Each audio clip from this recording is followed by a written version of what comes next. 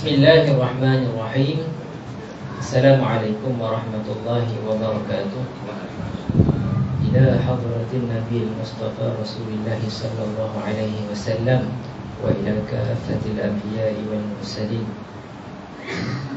wa ila alihi wa ila ashabihi wa ila jami'al muslimin wal muslimat wal mu'minin wal mu'minat wa li masyayikhina wa li asatidatina al-ahya'i minhum wal amwat.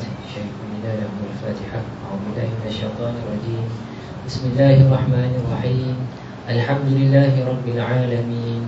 Ar-Rahmanir Rahim. Maliki yaumiddin. Iyyaka na'budu wa iyyaka nasta'in. Ihdinas siratal mustaqim. Siratal ladzina an'amta 'alaihim ghairil maghdubi 'alaihim waladdallin.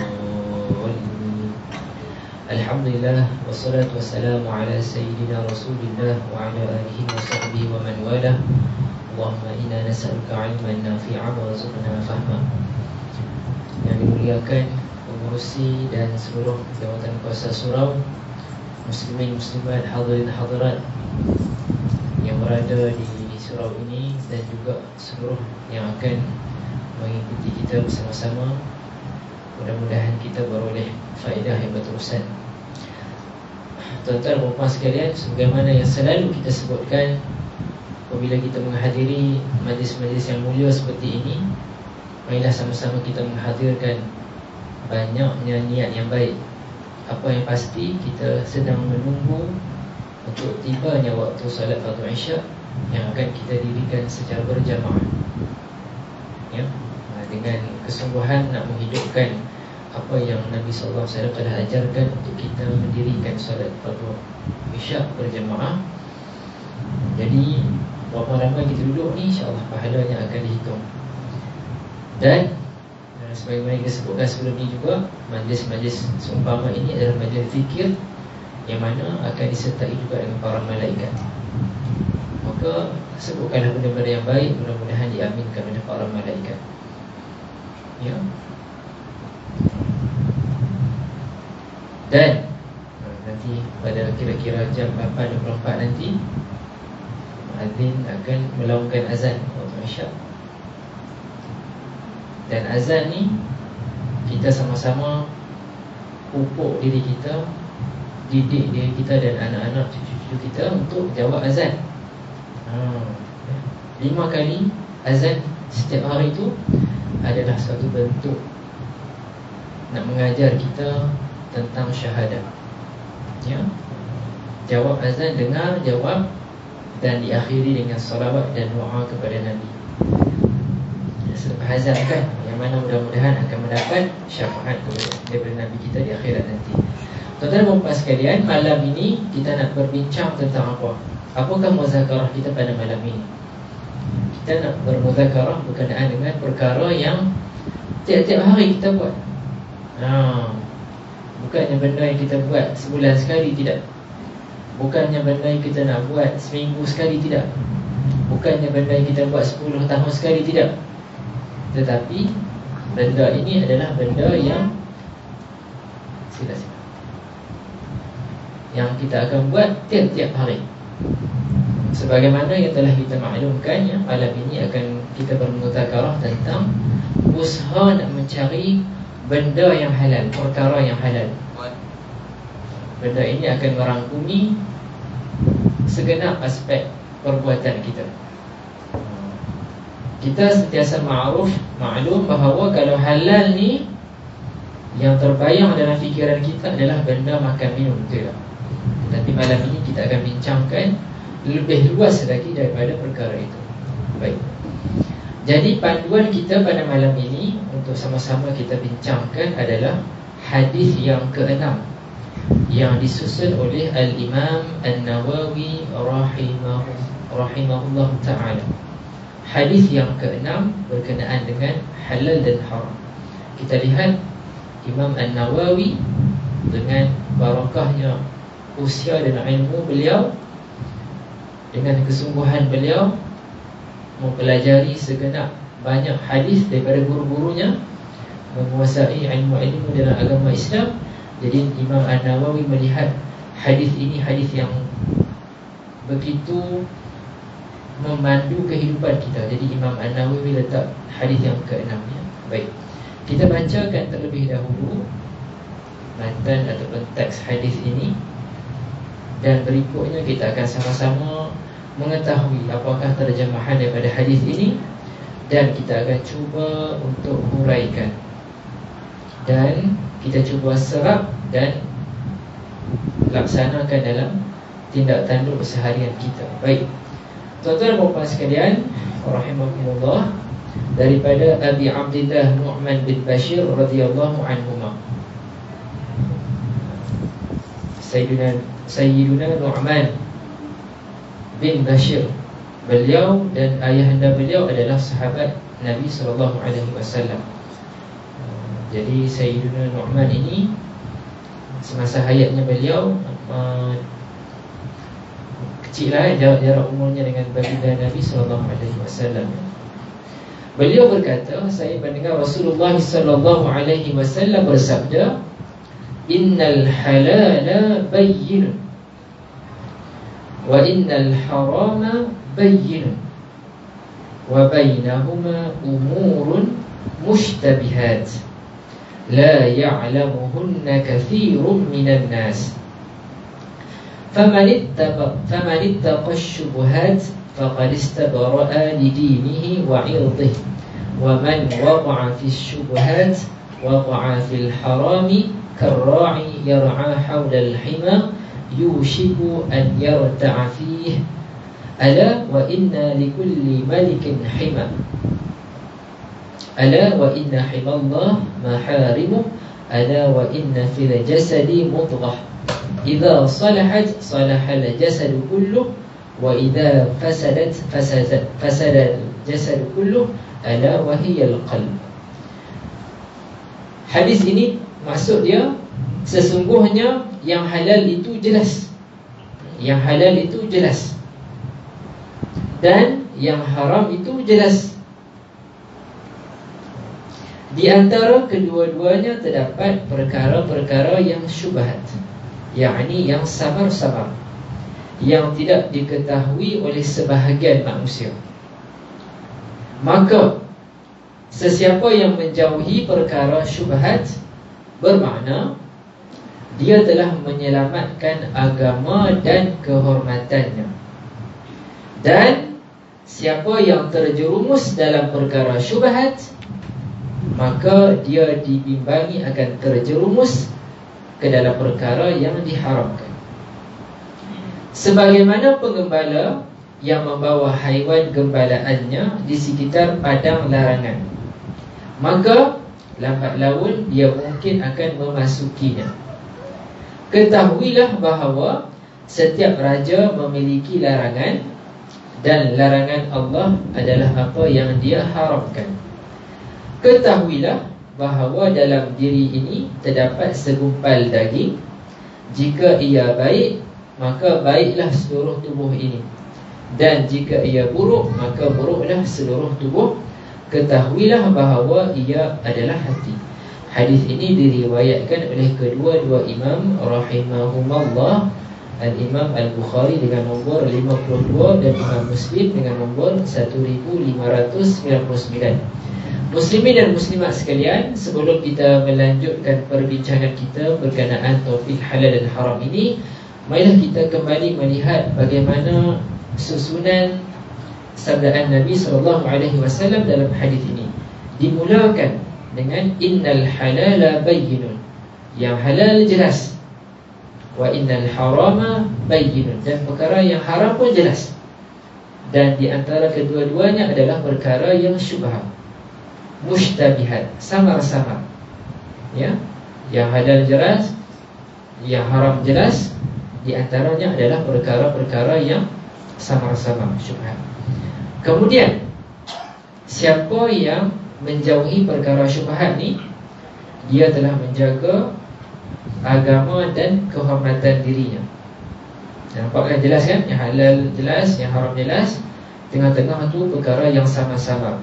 Siapa yang menjauhi perkara yang samar-samar, dia jaga agama dia dan dia menjaga kehormatan dirinya. Baik. Siapa yang terjerumus buat perkara syubhat ini, sebab tak jelas kan halal ataupun haram, maka dibimbangi dia akan terjerumus ke dalam perkara yang haram. Kemudian dibawa di sini pengembala yang membawa haiwan gembalaannya di sekitar padang larangan. Maka lambat laun mungkin haiwan tersebut akan masuk ke dalam kawasan larangan. Setiap raja ada kawasan larangannya, dan ketahuilah bahawa larangan Allah adalah perkara yang diharamkan. Dan tuan-tuan dan puan sekalian, lihat di sini ya, di akhir hadis ini disebutkan juga tentang perihal hati,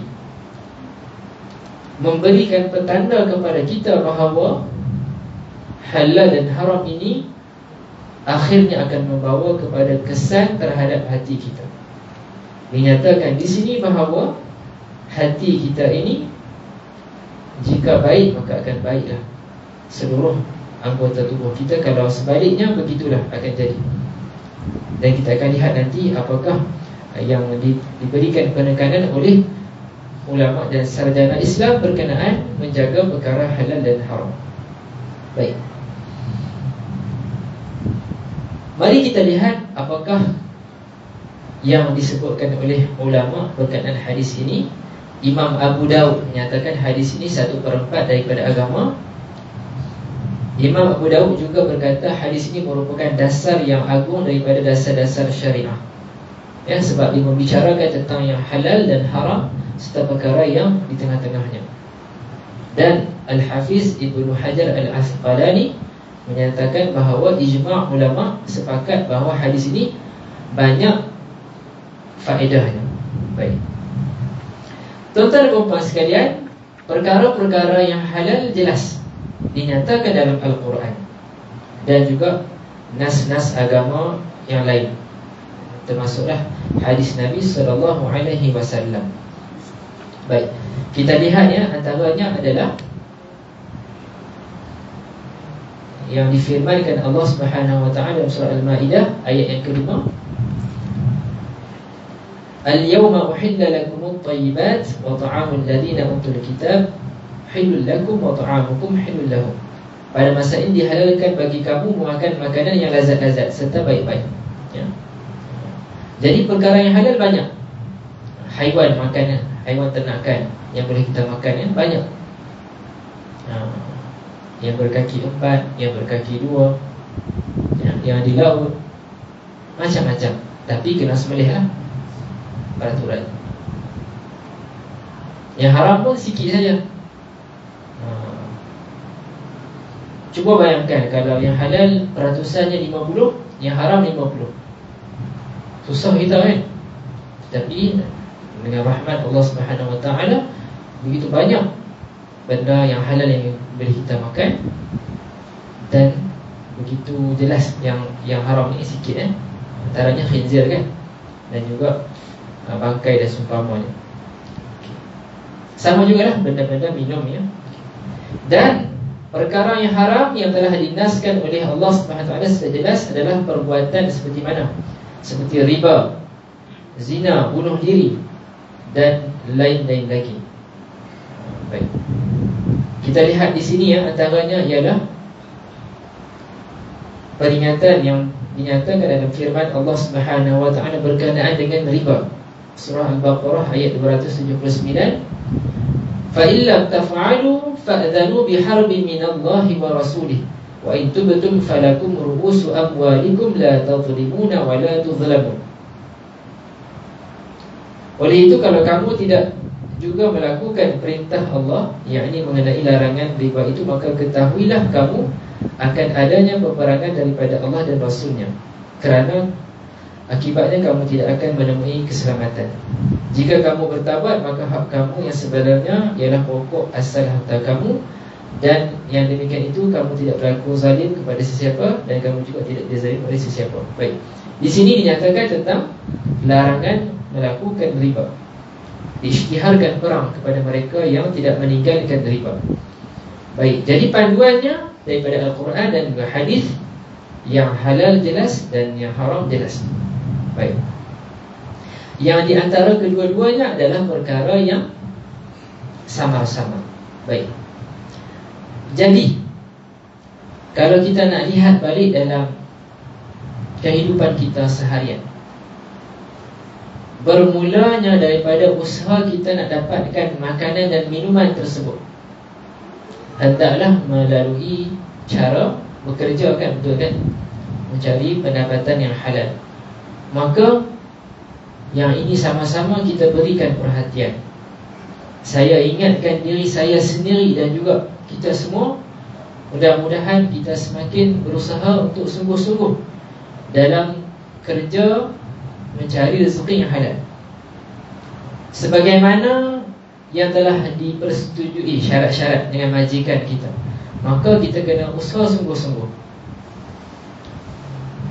ya. Apa peraturan-peraturan yang telah dinyatakan, kita kena ikut. Kalau sakit, kalau ada peruntukan cuti sakit, kena penuhi betul-betul lah dia punya prosedur dia. Tak boleh kalau kita sakit kita diam sahaja macam tu sahaja, tak hantar orang, ketidakhadiran dan sebagainya, sebab nanti akan menyusahkan kawan sekerja yang lain. Cuti sakit tu pula kena cuti sakit yang betul-betul. Tak boleh kita, orang kata apa, hari ni pernah dinyatakan ada tindakan seperti membeli sijil cuti sakit. Tak jumpa doktor pun, pergi kaunter cakap nak cuti sakit. Mungkin dia tidak jujur di situ. Mungkin hari itu dia kena bentangkan apa-apa kerja hari itu, dia tak bersedia, dia guna hilah untuk ambil cuti sakit.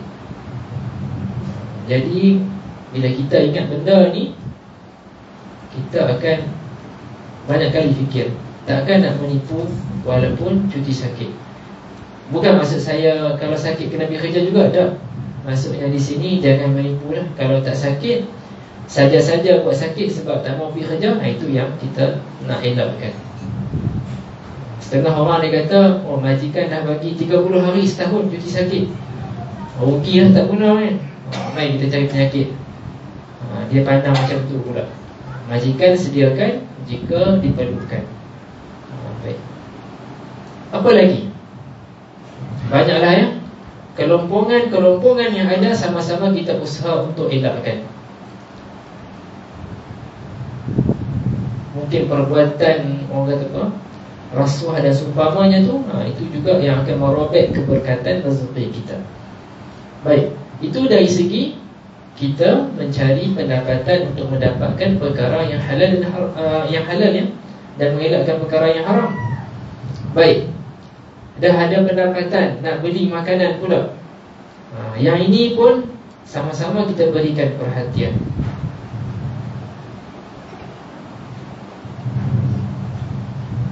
Terutamanya makanan yang memerlukan sembelihan. Maksud saya adalah makanan seperti apa dia? Ayam, ya, ayam, daging, apa lagi? Macam-macam lah yang perlu disembelih. Yang tak perlu sembelih apa dia? Makanan laut kan? Pernah dengar orang sembelih ikan? Tak pernah lah. Kok lah kan? Tak ada lagi, tak pernah dengar lagi orang sembelih ikan. Sotong tu tak ada lagi. Sayur-sayuran tak perlu sembelih.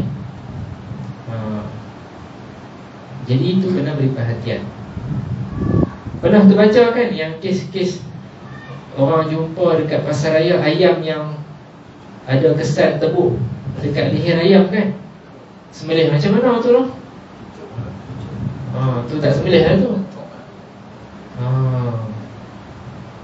Tu kalau tahu tu kena lapor lah kepada pihak penguat pasar kan? Jadi itu kena beri perhatian. Terutama yang kita risau lah, benda yang kita nak bagi makan dekat anak-anak kita kan, nak jadi darah daging mereka, nak membesar nanti, itu kena beri perhatian. Dan kalau lah memang dah jelas pembekal ayam tu memang telah diberi pengiktirafan memang halal, kita pula jangan terlebih was-was. kita ada buat serbuan secara peribadi pula, lebih intim kan. Dia ni sembelih betul ke tak ni? Janganlah sampai ke tahap tu kan. Jadi kita pada masa sama kita juga orang kata adanya keyakinan kepada pihak penguasa. Tapi di sini kena pastikan. Sama juga benda-benda yang kita nak beli kat kedai, makan minum kan. Alhamdulillah anak-anak kita yang orang kata pi tadika, pi taska, yang dididik oleh guru-guru tadika kan, mereka membesar dan diberi didikan, dah diajarkan cari logo halal tu. Pernah anak kecil tanya ayah dia, kata, ayah ni tak ada halal ni.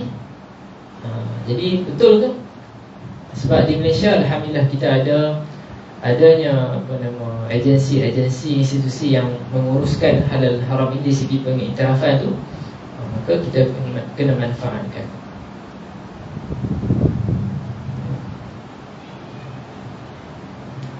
Kalau macam dulu saya pernah mengaji dekat tempat yang negara bukan Islam, ada memang yang ada sijil halal, ada yang tak ada.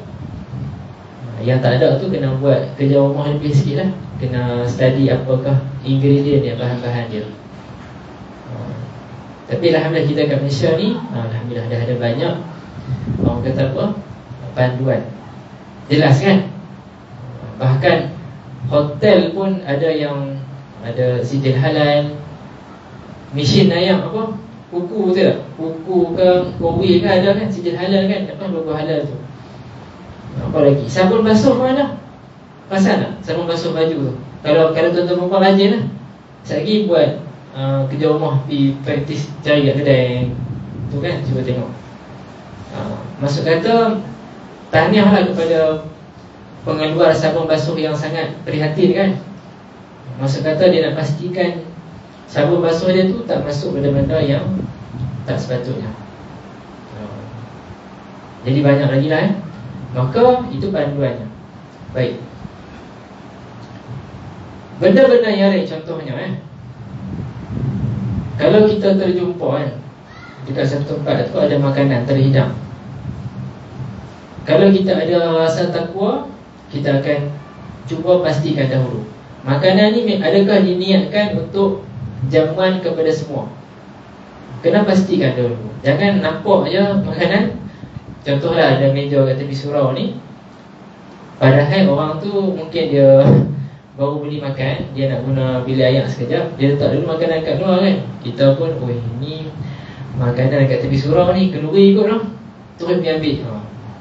Jadi tak boleh macam tu, kita kena periksa dahulu. Sama jugalah macam saya dekat pejabat, dekat kawasan pantry tu dia ada meja makan kan. Dan kadang-kadang ada department lain buat meeting, mereka letak makanan dan dah ditulis dah ni untuk siapa. Jadi kita kena check benda tu. Jangan nampak makanan terhidang kat meja tu terus kita ambil. Kita kena berhati-hati. Itu antara yang boleh kita berikan perhatian. Sama juga pokok-pokok buah yang dalam rumah orang, kawasan rumah orang kan.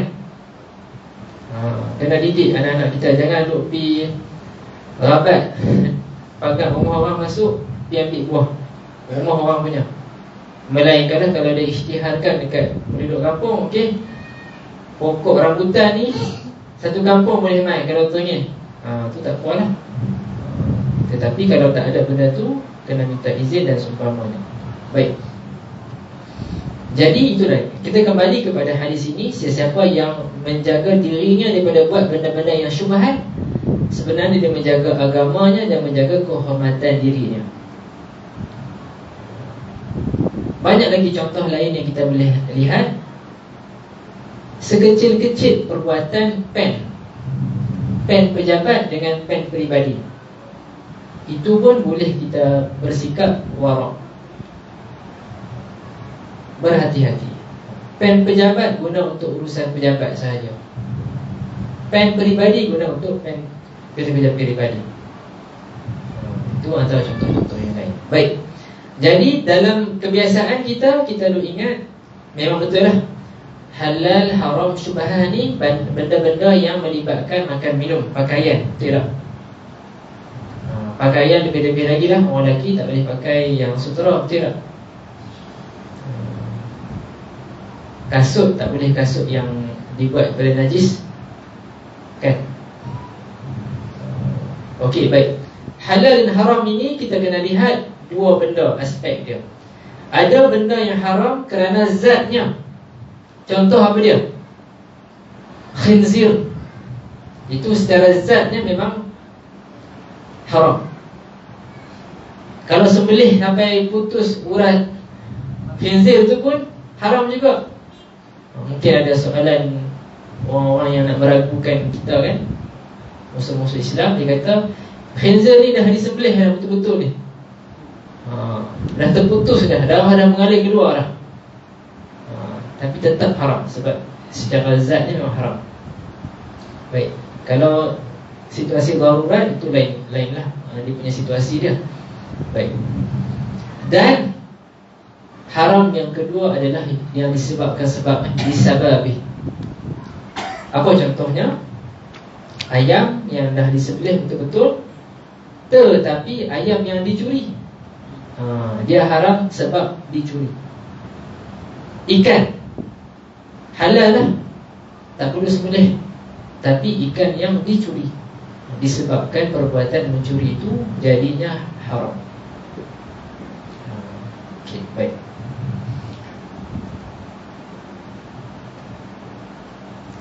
Setakat ni macam tu lah, kita dah nampak macam tu. Saya pun dah nampak macam tu, kan. Halal, haram, syubhah ni benda-benda makan, minum, pakaian.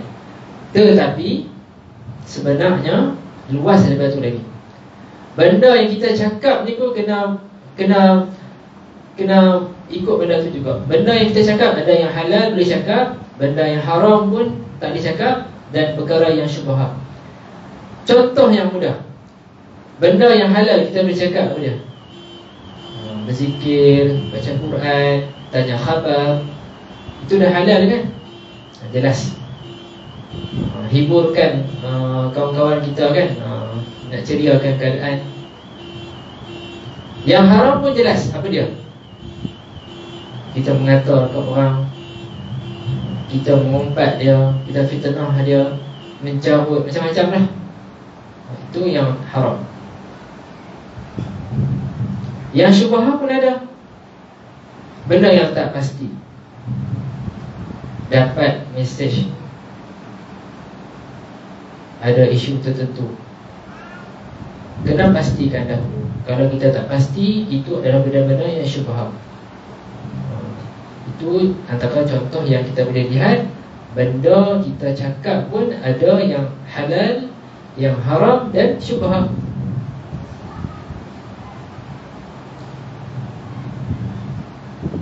Banyak lagi, ya, dalam perbuatan kita. Baik. Berikutnya, tuan-tuan dan puan sekalian,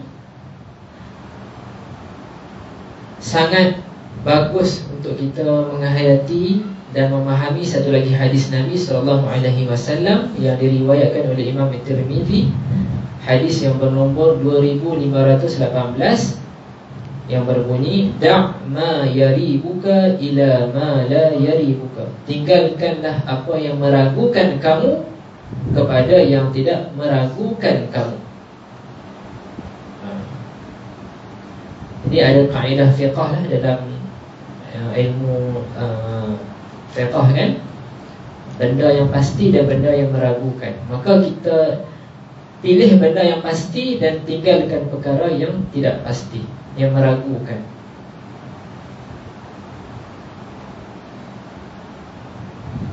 Nampak dekat kedai, dekat rak roti, ada beberapa jenis roti yang ada, beberapa pengeluar yang ada, syarikat yang ada. Ada yang ada pengasahan halal, ada yang tak ada. Jadi di situ kita boleh guna panduan ini. Bukan maksud kata nak kena ekstrim lah, pergi cari sampai kilang tu, tengok apa kandungan dia, tak. Tetapi di situ dah ada suatu bentuk yang boleh kita pegang. Konsepnya ialah ambil yang tidak meragukan, tinggal yang meragukan. Dan kaedah ini ya, al-yaqin la yuzalu bisyakki. Keyakinan itu tidak dihilangkan dengan perkara yang meragukan. Ya. Kita solat, kita syak 3 rakaat ke 4 rakaat, nak ambil yang mana? Ambil yang 3. Solat subuh, dah sampai dekat sujud yang kedua kan, baru teringat dah baca doa kunut ke tak lagi. Kalau keadaan macam tu dikira, kalau tak pasti maka diambil tidak melakukan lagi. Ya? Okey, baik. Kita pun dah nak dekat kepada waktu Isyak. Kita pun dah nak menghadiri beberapa lagi. Okey, baik. Di sini ya, suka untuk kita sebutkan di sini penekanan yang diberikan oleh ulama-ulama kita bahawa, saya sebutkan di sini juga ya, antaranya kenyataan ulama-ulama Islam kita ya, berkenaan perkara syubhat, mereka sangat berhati-hati ya. Antaranya yang dinyatakan oleh Imam Hasan al-Basri, sifat takwa akan sentiasa bersama dengan orang yang bertakwa apabila mereka meninggalkan banyak perkara halal kerana takut terjatuh ke dalam perkara yang haram. Benda yang halal sekalipun dia tinggalkan kerana takut terjerumus kepada perkara yang haram. Baik.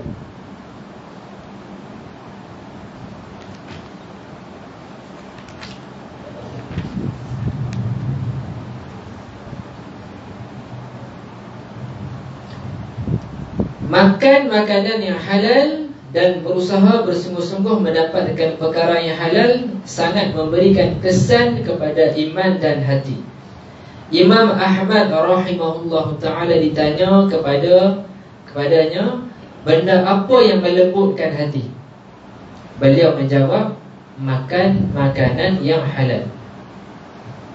Sama-samalah, saya pun tanya diri saya, tuan-tuan dan puan-puan sekalian boleh tanya diri kita, rasa kita ni macam mana hati kita ni? Senang tak kita nak beribadah kepada Allah Subhanahu Wa Taala? Rasa lembut ke rasa keras? Maka boleh periksa balik. Makan minum kita macam mana? Perbuatan yang kita lakukan macam mana? Lebih-lebih lagi lah anak-anak cucu kita yang akan membesar nanti, sama-samalah kita menjaga mereka makan minum mereka ya. Mudah-mudahan mereka membesar nanti dalam keadaan yang soleh. Baik, tuan-tuan dan puan-puan sekalian, untuk mengambil faedah ya, amalan kita di sini ingin saya membawa perhatian kita kepada salah satu hadis Nabi SAW berkenaan bacaan yang boleh kita lakukan bila kita terjaga pada waktu malam. Kita tidur kan, tiba-tiba terjaga waktu malam.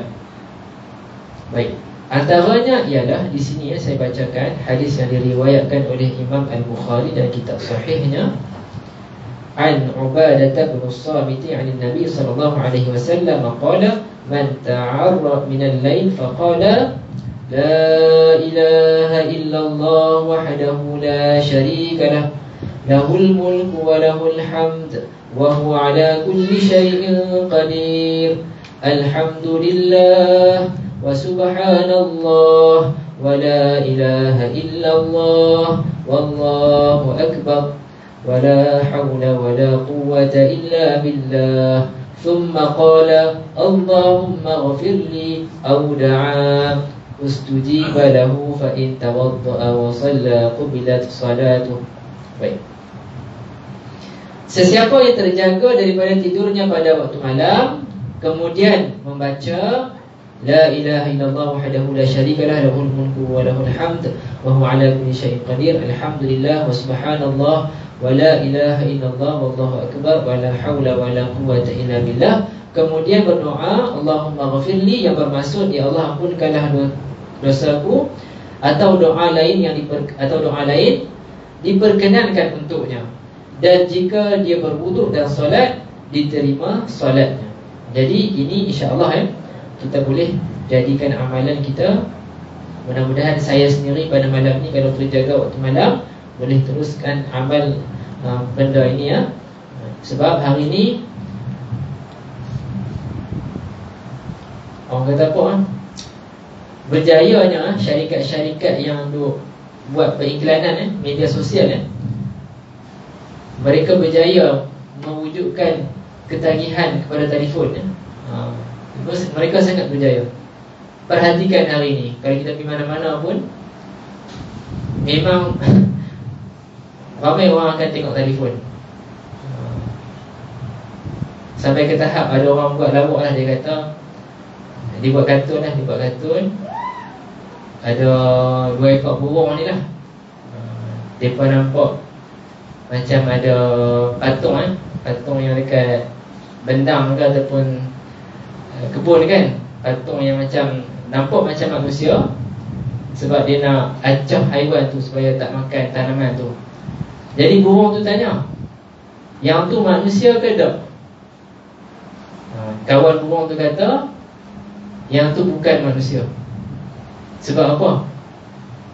Patung tu tak pegang telefon. Faham? Faham tak?